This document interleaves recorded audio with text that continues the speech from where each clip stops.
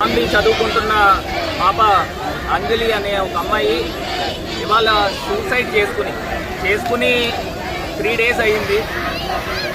ఎందుకు ఏ కారణం చేత జరిగిందనేది ఇవాళ ఆ అమ్మాయి రాసుకున్న డైరీలో పూర్తిగా ఏమేమి ఇబ్బందులు పడతా ఉంది, ఎవరు ఈమెని లైంగికంగా ఇబ్బందులు పెట్టారు అనే అంశం గురించి పూర్తి స్థాయిగా ఇందులో రాసుకోవడం జరిగింది.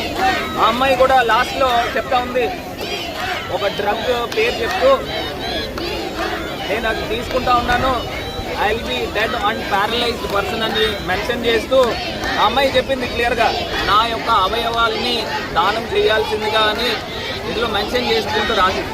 మరి నిజంగా ఇంతమంది వేల సంఖ్యలో మరి స్టూడెంట్స్ వచ్చి, మరి అమ్మాయి తాలూకా తల్లిదండ్రులు వచ్చి, వాళ్ళ గ్రామం నుంచి అందరూ కూడా ఇక్కడికి వచ్చి ధర్నా చేస్తూ ఉన్నారని అంటే ఆల్మోస్ట్ 2 గంటల నుంచి చేస్తూ ఉన్నారు.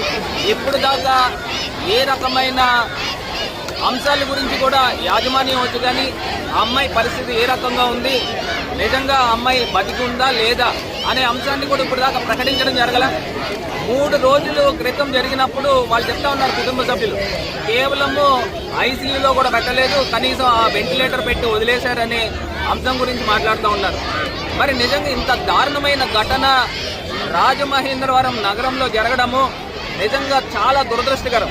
నేను ఒకటే మెన్షన్ చేస్తూ ఉన్నా, ఇప్పుడు దాకా ప్రభుత్వం ఏం చేస్తూ ఉంది, 2 గంటల నుంచి ధర్నా చేస్తుంటే అక్కడ హాస్పిటల్లో ఉన్న అమ్మాయి పరిస్థితి ఏ రకంగా ఉందనేది ఇంకా ఇప్పటిదాకా హాస్పిటల్ యాజమాన్యం ఇంకా ఏ రకమైన అనౌన్స్మెంట్ చేయలేదు.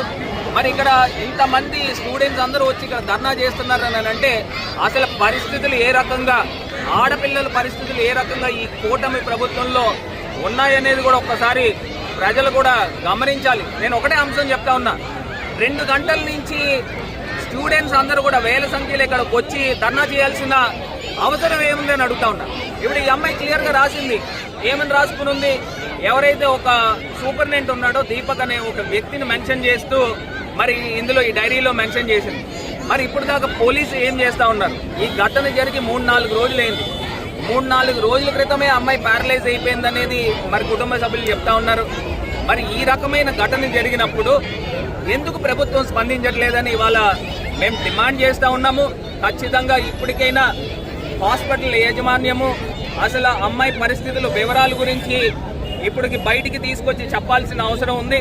ఇది కాకుండా పోలీసులు ఇమీడియట్గా కేసు నమోదు చేసి ఈ ఘటన ఎలా జరిగింది, ఎందుకు కారణాల చేత జరిగింది, దీన్ని పూర్తి స్థాయి దర్యాప్తు చేయాల్సిన అవసరం కూడా ఉందని ఈ సందర్భంగా మరి డిమాండ్ చేస్తూ ఖచ్చితంగా ఈ అమ్మాయికి న్యాయం జరగాలి, కుటుంబ సభ్యులకు న్యాయం జరగాలని పూర్తి స్థాయి డిమాండ్ చేస్తూ ఉన్నాం.